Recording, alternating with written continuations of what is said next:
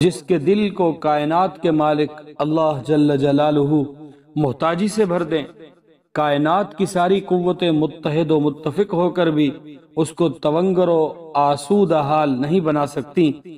اور جس کو اللہ بسم اللہ الرحمن الرحیم انسان پر مشکلات کا آنا یہ اس کی زندگی کا حصہ ہے، لیکن ان مشکلات میں ہر انسان چاہتا ہے کہ میں ان مشکلات سے بالکل نکل جاؤں اور اس کا حل تلاش کرتا ہے، لیکن ہم مشکلات کے حل کے لیے مزید مشکلات پیدا کرتے رہتے ہیں۔ آج اسی حوالے سے 4-5 اصول آپ کو بتلاؤں گا،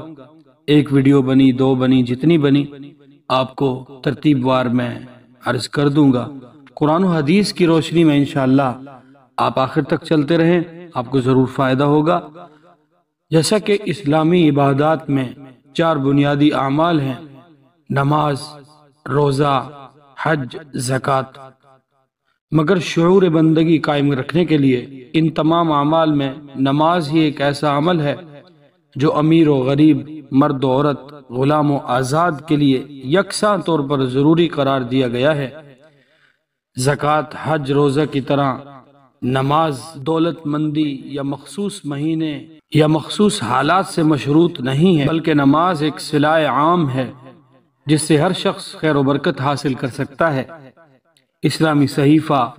اور احادیث میں نماز کی بے حد تعریف اور بار بار تاکید کی گئی ہے میرے بھائیوں، کیونکہ یہ وہی عمل ہے جس سے تزکیہ نفس اور تطہیر قلب کے علاوہ بندہ اپنے خالق کے ساتھ تعلق قائم رکھ سکتا ہے۔ اس لیے اسلامی عبادات میں فریضہ نماز کو اولیت حاصل ہے، اور سب سے زیادہ زور اسی بات پر دیا گیا ہے۔ نماز ہی بندہ مومن میں اطاعت و بندگی کے جذبہ کو بیدار کرنے والی چیزوں میں سے سب سے اہم چیز ہے۔ اس کی ایمانی قوت کا ثبوت ہے، اس کے اخلاق کی سلامتی و حفاظت کا ذریعہ ہے، جس میں مختلف گوناگوں حرکات و سکنات سے اظہار عبودیت کا موقع مل کر سکون قلب اور اطمینان بھی حاصل ہوتا ہے۔ پاک صاف ہو کر صحیح نیت اور پختہ ارادے کے ساتھ جب بندہ کامل بندگی سے اپنے رب کے حضور میں عاجزانہ اور مخلصانہ طور پر حاضر ہو کر اقرار بندگی کرتا ہے اور اپنے مصائب و آلام، جہالت و ظلمت میں ربانی روشنی کا منتظر اور صراط مستقیم کا طالب ہوتا ہے، باادب کھڑا ہو کر، لجاجت سے جھک کر، عجز و انکساری سے سجدہ ریز ہو کر توبہ و استغفار کے مختلف مدارج طے کرتا ہے، تو وہ محسوس کرتا ہے کہ واقعی اس کا خالق و رازق، مالک و مولا اسے خود دیکھ رہا ہے، وہ اسے ہر قسم کی نعمتوں سے ضرور نوازے گا۔ اس طرح رب کی بندگی سے عاجز انسان کو اپنے رب ہی سے مدد حاصل کرنے اور رب ہی کی عبادت کرنے کی مشق ہوتی ہے، اور بالآخر وہ ہدایت و نجات سے شاد کام ہو جاتا ہے۔ عبادت کے لیے فراغت کا ہونا بہت ضروری ہے۔ اللہ تعالیٰ کی عبادت کے لیے فارغ ہونے سے یہ مراد ہرگز نہیں، آپ بالکل اس بات کو سمجھیں کہ میں یہ ہرگز نہیں کہہ رہا کہ بندہ دن رات حصول رزق کے لیے کوشش ہی نہ کرے، بلکہ اس کے معنی یہ ہیں جب اللہ تعالیٰ کی عبادت کرے تو اس کا دل اور جسم دونوں حاضر ہوں، عبادت میں خشوع خضوع ہو، رب ذوالجلال کی عظمت و کبریائی اس کے دل میں ہو، اس کو اس بات کا احساس ہو کہ وہ کائنات کے مالک اللہ تعالیٰ سے ہم کلام ہے، اور حضور صلی اللہ علیہ وسلم کا یہ ارشاد مبارک بھی سامنے ہو جس میں اس طرح عبادات کرنے کے بارے میں بتایا گیا ہے کہ اللہ تعالیٰ کی عبادت اس طرح کرو کہ گویا تم انہیں دیکھ رہے ہو۔ اگر یہ کیفیت نہ ہو تو کم از کم یہ تو ہو نا، اگر تم نہیں دیکھ رہے تو وہ تمہیں دیکھ رہا ہے۔ ایک دوسرا ارشاد ہے، حضور نبی کریم صلی اللہ علیہ وسلم نے اس حدیث شریف میں امت کو خبر دی کہ توجہ اور دل جمعی سے عبادت کرنے والوں کو درج ذیل انعامات اور 2-3 وعیدیں ہیں۔ اللہ تعالیٰ خود عطا فرمانے کا وعدہ کرتے ہیں، جس میں انعامات میں سے پہلے نمبر پر ہے خوشحالی سے اس کے دل کو بھر دینا۔ نمبر 2 پر رزق، اس کے دونوں ہاتھوں کو رزق سے بھر دینا۔ بالا حدیث شریف میں جناب رسول اللہ صلی اللہ علیہ وسلم نے امت کو یہ بھی بتلایا کہ اللہ تعالیٰ سے دوری اختیار کرنے والے کے لیے ان کی طرف سے یہ عذابوں اور ان کی یہ سزاؤں کی بھی وعید ملتی ہے۔ نمبر 1 پر ہے اس کے دل کو محتاجی اور فقر سے بھر دینا۔ نمبر 2 پر بیکار کاموں میں اس کو الجھا دینا۔ دلوں کے پیدا کرنے والے، خزانوں کے مالک اللہ تعالیٰ تونگری سے لبریز کر دیں۔ محتاجی کا احساس اور دست نگری کا تصور کیسے اس کے قریب بھٹک سکتا ہے؟ اور جس کے ہاتھوں کو کائنات کا رازق رزق سے بھر دے، وہ غربت و افلاس کا شکار کیوں کر ہو سکتا ہے؟ اور جس کے دل کو کائنات کے مالک اللہ جل جلالہ محتاجی سے بھر دیں، کائنات کی ساری قوتیں متحد و متفق ہو کر بھی اس کو تونگر و آسودہ حال نہیں بنا سکتی، اور جس کو اللہ جبار و قہار بیکار اور لایانی معاملات میں پھنسا دیں، اس کو بھلا فراغت کون مہیا کر سکتا ہے؟ لہٰذا ہمیں بھی چاہیے کہ اپنے آپ کو فارغ کر کے، یعنی دل و جسم دونوں حاضر کر کے، اس طرح کہ اللہ تعالیٰ مجھے دیکھ رہا ہے، اللہ کی عبادت کریں تاکہ دنیا و آخرت میں راحت حاصل کر سکیں۔ میرے بھائیوں، میرے دوستوں، بزرگوں،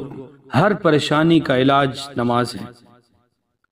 قرآن و سنت ہمیں ہر قسم کی پریشانی کا علاج نماز بتلاتے ہیں۔ اللہ تعالیٰ نے قرآن مجید میں ارشاد فرمایا، وَاسْتَعِينُوا بِالصَّبْرِ وَالصَّلَاةِ، مشکلات اور مہمات میں ہمت و برداشت اور نماز کے ذریعے اللہ کی مدد حاصل کرو۔ حضرت علامہ امام جلال الدین سیوطی اس آیت کی تفسیر میں حضرت قتادہ رضی اللہ عنہ کا قول نقل فرماتے ہیں، یہ دونوں نماز اور صبر اللہ سے مدد لینے کا ذریعہ ہیں، تم ان کے ذریعے اللہ سے مدد طلب کرو۔ حضرت قاضی ثناء اللہ پانی پتی فرماتے ہیں، اپنی دینی اور دنیاوی ضرورتوں کو پورا کرنے کے لیے صبر اور نماز سے مدد لو۔ اب آتے نماز سے ہمیں فائدے کیا حاصل ہوتے ہیں۔ نماز سے حاصل ہونے والی چند راحتیں آپ سے عرض کرتا ہوں۔ نماز دنیا اور آخرت کی راحت کے حصول اور دونوں جہانوں کی مصیبتوں پریشانیوں سے دور رہنے کا بہت بڑا ایک ذریعہ ہے، یعنی کہ اللہ تعالیٰ کی نعمتوں کو حفاظت کرنے والی ہے نماز۔ یہ نماز آخرت کی سزا سے بچانے والی ہے، اللہ تعالیٰ کی رحمت کو اتروانے والی ہے، غم کو ہٹانے والی ہے، یہ گناہوں سے روکنے والی ہے، قلب و قالب کی بیماریوں کو دور کرنے والی ہے، یہ دل اور چہرہ کو منور کرنے والی ہے، روح اور جسم میں چستی پیدا کرنے والی ہے، یہ رزق کو کھینچ کر لانے والی ہے، ظلم سے روکنے والی ہے اور مظلوم کی مدد کرنے والی ہے، اور سب سے خاص بات یہ شہوات سے، انسان کی خواہشات سے، جو اللہ کے حدود سے باہر نکلنے والی خواہشات ہوتی ہیں، شہوات ہوتی ہیں، اس سے انسان کو بچانے والی ہے۔ محمد احمد اسماعیل رحمہ اللہ اپنی کتاب میں فوائد نماز کے متعلق لکھتے ہیں،